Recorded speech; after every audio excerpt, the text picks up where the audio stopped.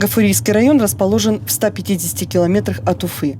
Среди туристов район славится храмом Табынской Божьей Матери и санаторием Красноусольск. Образован Гафурийский район 20 августа 1930 года. Первое название района – Красноусольский. В 1940 году его переименовали в Гафурийский в связи с 60-летием писателя Машита Гафури. Этот известный человек родился здесь же, в деревне Зелим-Караново.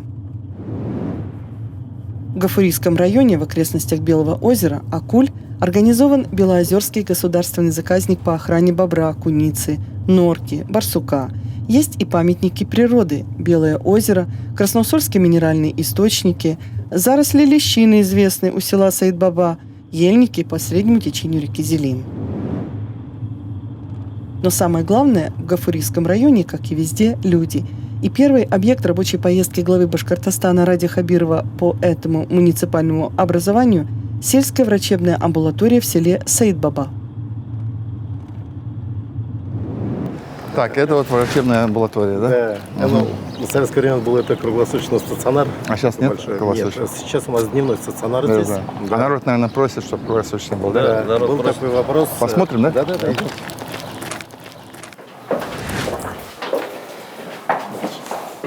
В прошлом году, Радифаш, здесь сделали ремонт, где-то на 1,5 миллиона рублей.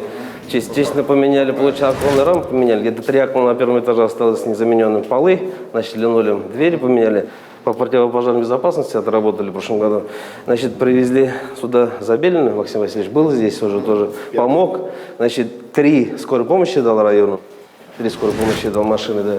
Мы с района еще одну машину дали, Газальникс дали тоже.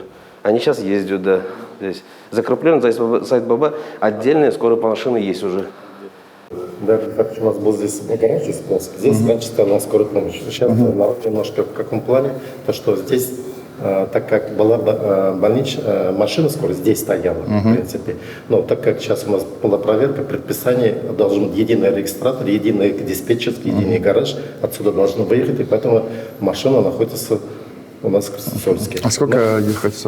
Километров? 60 километров, да. 50 километров. Но вы нормативы выдерживаете или нет? Ну, на 20 минут, конечно, мы... Не выдерживаете, да? Да. Но, проще, конечно, когда было здесь рядом, можно было быстрее оказывать. Почему? Потому что здесь наш врачебная амбулатория обслуживает 16 деревень, 8 ФАПов. Население 3,5 тысячи человек здесь. Детей 1007. Поэтому довольно-таки... А сколько врачей здесь у вас? Здесь у нас 3 врачебных участка. Вот один из них, да, вот Терапевт? Да. Педиатр есть, да? Есть, да, педиатрический участок есть. И у нас вот был второй врач, вот 2 недели тому назад мы его заслуженный, вот, потому что ему 70 лет уже. Уже, наверное, да. Здесь он То есть потребность, наверное, потребность одного врача достаточно пока. уже есть, да, это решит. есть педиатр. А медсестры, все это уж, наверное, есть, наверное, да? Фельдшерами, в принципе, пока. Но в этом году мы получили по мобильной, этот Усман деревне, ФАП получили. Вот. Поставили? Поставили. И БМБ тоже поставили, ФАП поставили. В этом году получили. А какие? Вот быстровозводимые, которые? Быстроворазимые, да. Ну, они же нормальные. Очень хорошие, Нормально? да, конечно, да. В этом году тоже два. Все-таки новые, чистенькие. Мы в этом году 100 штук мы хотим поставить. Вот. Ну, а здесь сами поддержите, но старенькое здание, конечно, да. А круглосуточное – это распоряжение Минздрава, наверное, да, что перевели на дневной стационар. А сколько коек у вас? Здесь 10 коек дневной. Но они вот заполнены вообще на дневном стационаре? Пока из-за ковидной. Ну понятно. Пока, ага. да. А так Но вообще? Да, но здесь у нас сейчас экстренный изолятор на 30 коек. Здесь, если что, у нас... То есть вы подготовились, да? На верхнем этаже, да, создали. Посмотрим. Пойдемте. Вот наши палаты здесь. Такие одиночные палаты. Это одиночные. Да. Все палаты вот здесь, так вот они напротив тоже самые палаты.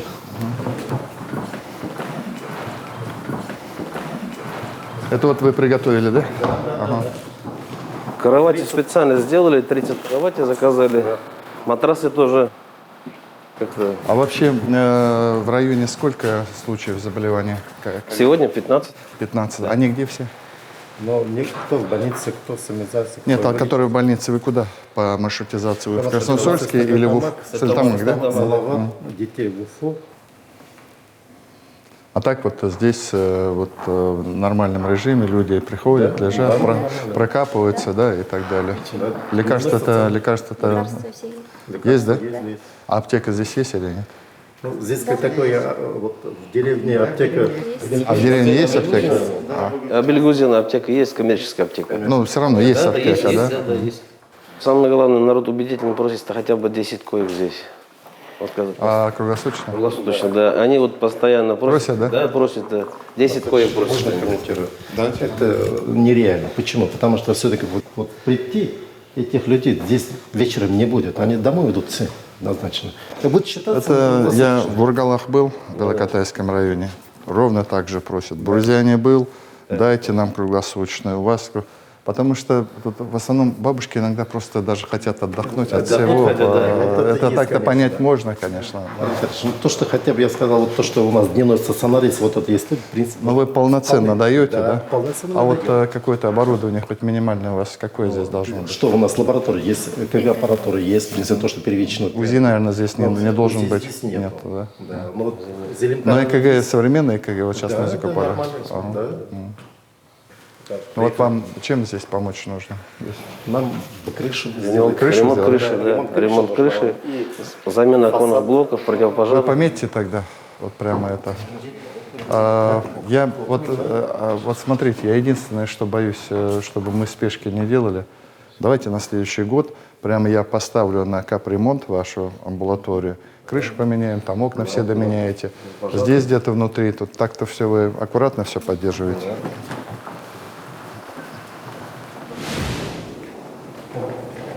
Здесь у нас регистратура. Первичный прием ведут.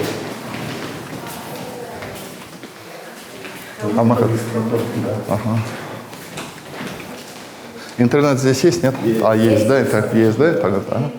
Работаем. Вы сейчас можете ФАПы выдавать больничные вот, по электронке, наверное? Доктора. Да. Ну да, вот все. Ага. Нет, а ФАП, если далеко где-то находится, доктора нет, он может с вами согласовать и сам выдать больничный. Мы вот этот вопрос уже до конца не доработали. Надо доработать все равно. Потому что, во-первых, не во всех ФАПах у нас есть компьютеры. компьютеры. Где-то у нас 12 ФАПов только компьютеры мы включили. А сколько всего ФАПов у вас? 48. 42. Это я с некоторыми главами субъектов там на совещаниях встречаемся, разговариваем. Они там, ну, кто-то говорит, забот много. 200 ФАПов у меня на территории. Я говорю, знаешь, сколько у меня ФАПов? 2400. Вот я говорю, где забота?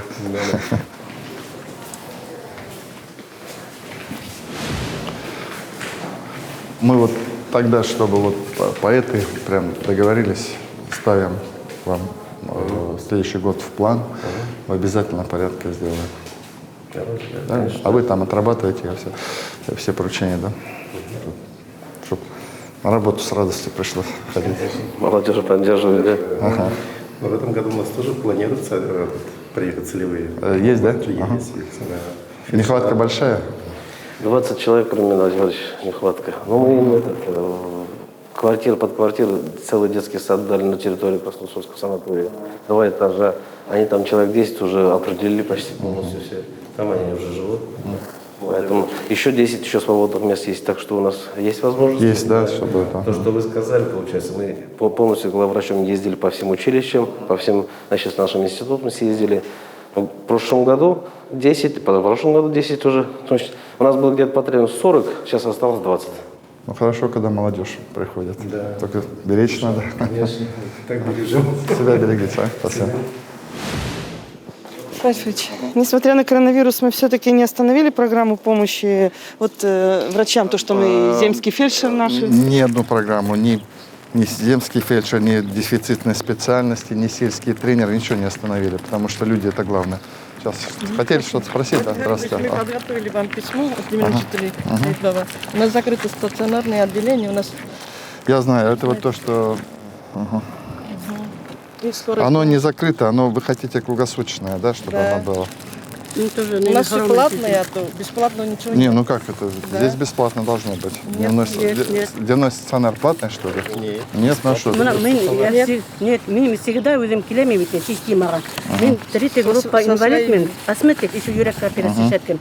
Мына Гүзел Мансуровна мен рәхмәтле ол всегда мне помогает етіп, үйіме келіп тұрады. Әкелі манда система yok. И анализларда ла физ түләп эшләнем, түләттем, бөтенемәгә түләнем. Можно ведь это қарарға халық? ЦРБ-ма? ЦРБ-ма? Система есть у вас здесь? Ну-ка.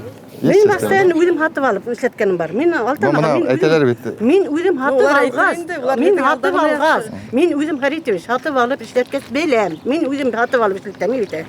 Давайте, если чтобы вот мы были, я вот поручу, вы фамилию возьмите, пусть сюда приедет с Министерства здравоохранения специалист, вот встретится, и давайте сядьте, просто расскажете. Раз у людей претензии есть, надо посмотреть, может быть, где-то у вас будет заблуждение. И мы разберемся. Вот персонально ваш случай мы разберем. Ярым? Да. Так-то мы лекарства даем, понятно, всего не хватает сразу, каких-то видов лекарств не хватает. Но базовые лекарства у нас же есть. Вот для ее лечения базовые есть, вот прокапаться. Ну, Салима Вритов, Ради Фаридович, и Кенсекельхага заранее не говорите, что вы приезжаете сюда. А то с утра сегодня... а почему? Ну и что, зато, ну и здорово, ну и хорошо. Дороги, вижу, стригут, заборы красят, порядок будет. Я Рахматаллова. Возьмите, пожалуйста. Ага, хорошо, Почитайте. хорошо. Пожалуйста. До свидания.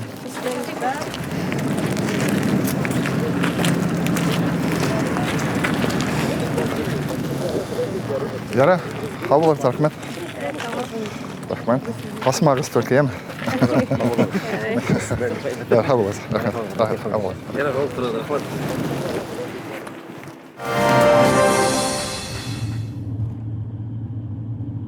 Красота окрестностей деревни Имендяшево, куда в рамках рабочей поездки по Гафурийскому району направился глава Башкортостана Ради Хабиров, вызывает восхищение. Горы, скалы, река. Но есть там и проблемы. Одна из них – подвесной мост через реку Зелим. Он соединяет деревни Имендяшево и Таш-Асты и является единственной дорогой для жителей. Перейти через мост можно только пешком. Ни скорая, ни пожарная туда не ездят. Ох, красота, я ни разу не был здесь.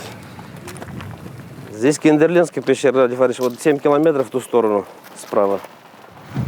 Ой-ой-ой. В 2000 году этот пешеходный мост был построен. Просто большая проблема населения. Не могут выехать скорая помощь, пожарные машины, службы. А как туда заезжает в результате? Прямо машина, не является. Через брод. Через брод. Вот так и есть. А вон тот, вон. Да, вон, да, вот. И там внизу есть чуть-чуть, да, брод, да, в основном. Переезжают. Машины здесь оставляют многие, вот здесь тоже с левой стороны. Можно я к реке хочу посмотреть?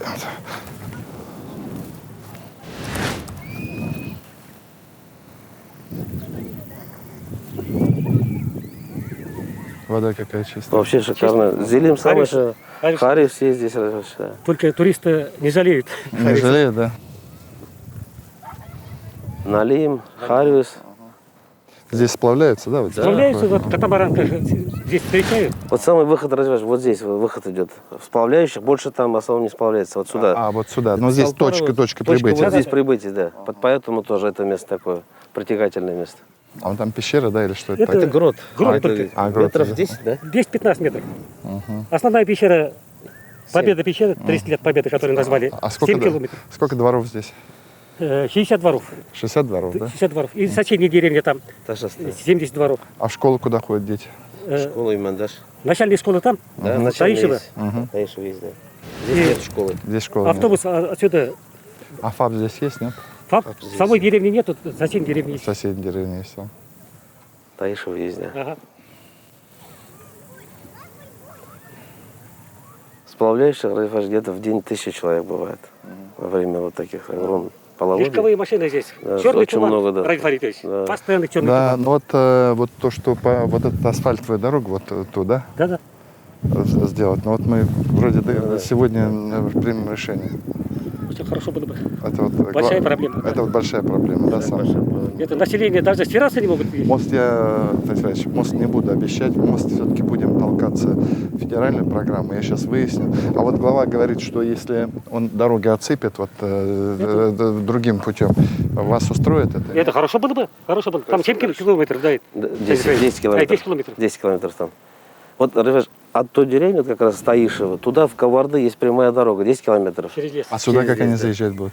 Они сюда не заезжают, они могут выйти туда, имеется в виду, они на Кабардинскую дорогу выходят и уходят на Архангельскую, вот как раз эта трасса выходит. Ну, между деревнями так-то через скалы. Она, вот скалы, вот здесь дороги здесь есть, сделали, сами да. проложили. Мы здесь в прошлом году отсыпали дорогу здесь тоже, и в той деревне отсыпали дорогу. И вот этот немножко расширили. Уклыгая, это почти 170 метров высота. Уклыгая. От уровня моря 450 метров. И много стрел находят здесь, очень много стрел находят. Серьезно? Да, да. Даже бронзовый век стрелы есть даже. 200 лет тому То назад. есть здесь стойбище было, наверное, Да, получается. наверное. Здесь вот какая-то легенда есть. Значит, когда уходили воины, скажем так, на такие битвенные или сражения, они стреляли, говорят, сюда, в основном, чтобы как вернуться обратно. А, вот такая, чисто типа, есть ритуальная, такая да. обычай был здесь, да. Поэтому очень много стрел. И разных периодов, говорят они.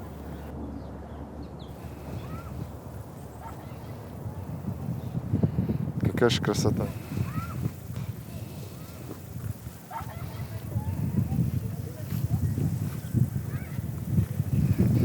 Это кажется вообще нереальным тут, да? Нереально вообще. Вот глубина здесь сколько? Метр, наверное, метр? Где глубина хорошая, 3 метра. И вот такая вода чистая, да? Да, чистая вода. А вот вода, когда выходит из берегов, когда половодье доходит вон до туда, да, или как? Ну, Не было? Такого никогда не было. Нет, да, тут не сильно половодье. Один год только в Ломе, вот, где немножко возвышенность попала. Вот этого островка не бывает, Рыжвач. Вот, Это от островка вот не этого, бывает. наверное, Она ага. что-то соединяется, да, островок. Под водой остается. Под водой остается все. 11-й источник у нас здесь родник вытекает, как Красноусольский. Выиграли грант сейчас юрты, 8 юрт на 2 миллиона 871 тысячи. И вот сюда будем устанавливать юрты тоже. Вот сейчас у нас срок до 1 августа поставили мы. В смысле, ну, установите, что будет, типа гостиница или просто Там получается или декоративный у нас какой-то? и типа гостиничный вариант, типа фестивальный вариант, и вот так, вот это тоже народный быт тоже поставим тоже, да. И хочу передать какому-то, скажем, инвестору, чтобы он полностью обслуживал вот это все. Вот таким образом. А магазин-то есть в деревне? Есть, да? магазин есть. Давайте я по мосту пока не готов сказать, а дорогу будем делать. Дорогу точно будем делать, чтобы, а то пыль столбом стоит у вас здесь. Ладно? Спасибо. Спасибо. Спасибо. Рафич, я не могу не спросить, вы мне ругаете за мою наивность, искренность, однако красота же безумная. Красота безумная. Видите, как мы в ходе наших рабочих поездок еще красоту нашей природы открываем. Но пока тут есть еще чем заняться. Но все равно дома же. Дом.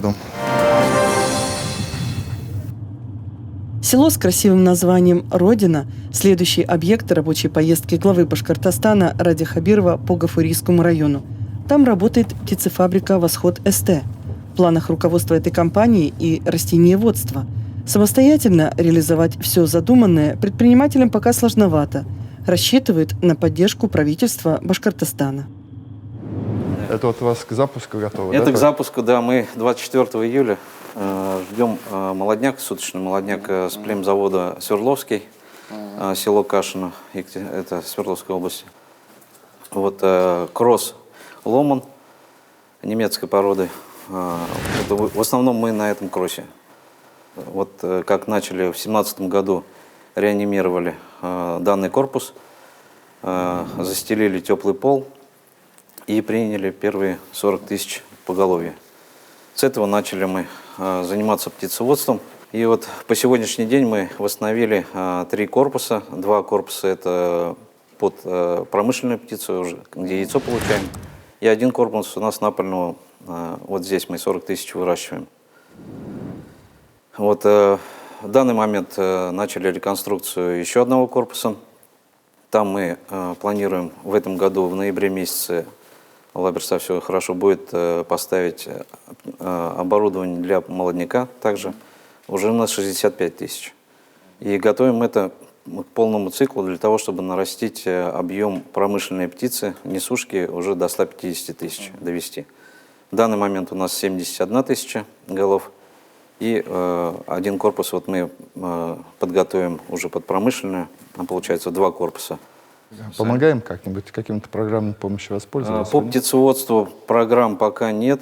Пока мы все это за свой, так скажем, счет до конца ведем. Первое оборудование вот этого брал в кредит, но мы его уже выкупили. Смотрите, у нас есть программа, мы вас можем заключить с вами соглашение, инвестиционное соглашение, что вы становитесь инвестиционным проектом для нас приоритетным. И, соответственно, есть, во-первых, льготы по налогам. И второе, есть субсидирование ваших затрат на покупку технологического оборудования. Вот это же технологическое оборудование. Да. Это не то, что там за голову птицы даем, а именно за технологическое. У нас там есть и программы по субсидированию ставки, все равно без кредитов не обходитесь, конечно. Да, на сегодняшний день мы пользуемся кредитами, которые стоят от 11 до 14%. Ну, вот этими пользуемся. У нас есть кредиты значительно дешевле. Значительно дешевле, да. Но мы пока вот не можем из них выйти. Да. Ну, эти завершайте, а вам на будущее. В марте месяце они у нас заканчиваются. Ну, я прям вот сейчас вот и главе тоже скажу. Вас пригласит к себе министр. А так вот потихонечку здесь наводите порядок, да? Да, вот. А там что будете делать? Здесь вот как раз у нас под молодняк 65 тысяч поголовья. Новое оборудование, стоимость его 21,5 миллионов. Компания «Техно», мы с ними работаем. Это единственный производитель, который на сегодняшний день в России, ну, отечественный. Пятигорск, Сельмаш, он закрылся уже давно. Поэтому вот мы уже 2 корпуса вот поставили. Вот здесь напольное. И ну, здесь у нас старое оборудование, мы его реконструировали. Но на сегодняшний день здесь 30 тысяч поголовья птицы мы это яйцо, да, ваше? Да, здесь яйцо, да. Вот 2 корпуса промышленные, и вот там новое оборудование. А яйцо у вас, наверное, крупное, оптовики вывозят сразу, да? У нас розницы как таковой мало. В основном у нас забирает Уфа и Стерлитамак, оптовики. А поскольку сдаете? На сегодняшний день... Или от категории она как-то зависит? От категории, да. Но средняя цена, я вам скажу, это 3,5 рубля получается. 3,5 рубля, да? Ну, дешево очень. Дешево, но по сезону, зимнему сезону доходит до 5,60. Вот у нас вот характерный оттенок яйца, вот кремовый. А за счет чего? Это питание вот что-то? Кросс, да? Там. Это скрещенный вот гибрид, получается красный петух, белая курица. Финальный гибрид. Вот здесь вот и собираете? Собираем там, это сюда вот сейчас готовится уже к вывозу. Уже на вывоз, да? Да, на вывозку. То, что мы планируем на 6-й корпус, вот на 65 тысяч поголовья, там уже мы планируем полностью автоматизированную линию. То есть, чтобы люди, ну, с кадрами проблема, и не успевают. С кадрами проблема, да? С кадрами проблема, да, есть она проблема. Это все время жалуются, что работать негде, Знаете, вот, Ради Фаридович, приходят, работают, вот ребята мои не дадут соврать, это, ну, месяца 2. Хватает, ну, люди то ли разучились работать, то ли не хотят работать. Вот. А так работа есть, она всегда у нас здесь, в принципе, есть своего рода текучка. Текучка есть. Как говорится, те люди... Планы какие у вас дальше? Получается, вот это масло вы хотите? Маслобойка у нас своя, то есть как масло розливом, так и пакетированием будем. Потом убойная линия. Здание есть, оборудование, ничего там, все вырезано было. А хотите развиваться вообще, да? Да. Нам, потому что вот на сегодняшний день, вот у нас на забой идет 12-й корпус, это 41 тысяча поголовья. Я, знаете, вам сегодня министр позвонит, Ильшат Кудусович, с ним пообщайтесь и где-то подготовьтесь и приходите ко мне через неделю-2. Ну, это в зуме, все, вам не нужно никуда, на мой инвестиционный совет. Рассмотрим вас, расскажите о ваших планах, и мы вам очень подробно расскажем, чем мы можем. Не отказывайтесь, это реальная помощь, это не слова. Еще раз говорю, если вы собираетесь развиваться, и на 5 лет налоговые льготы определенные есть, все равно там копеечка бережет, субсидирование там, Там, ну, у вас здесь транспорт, инженерная инфраструктура, я так понимаю, все есть. Мы все восстановили. Все восстановили Да, сами, водопровод, да? газопровод, все это мы восстановили. Электропровод тоже. Вот пометьте, да, Муратово поручение, там, получается, ну, где-то в конце июля на инвестсовет ко мне. Все, договорились, мы вам поможем. Спасибо. Спасибо вам. Райт Фрич, позвольте вопрос. Инвестчасы, на которые вы пригласили в данном случае руководителя этого предприятия, их цель какова у нас? Ну вот как раз уже, ну вот видите, вот опять я такой интересный момент. Вот предприниматель сам свои собственные средства вкладывает, берет кредиты очень дорогие, 11-14%, а у нас масса возможностей помочь ему по-другому. Вот поэтому инвестчасы для того, чтобы он пришел, и мы уже там приняли решение. Он расскажет о своих планах и говорит, мне от вас нужно инженерную инфраструктуру, там кредиты так какие-то, там субсидирование определенное там за покупку технологического оборудования, а мы, соответственно, все это принимаем решение и даем на инвестчасы, потому что это коллективное решение. Я часто вот встречаюсь во время поездки с такими предприятиями, которые до сих пор еще не привыкли работать с государством, но, видимо, был неудачный опыт, что ли. Вот будем вот помогать таким. Спасибо.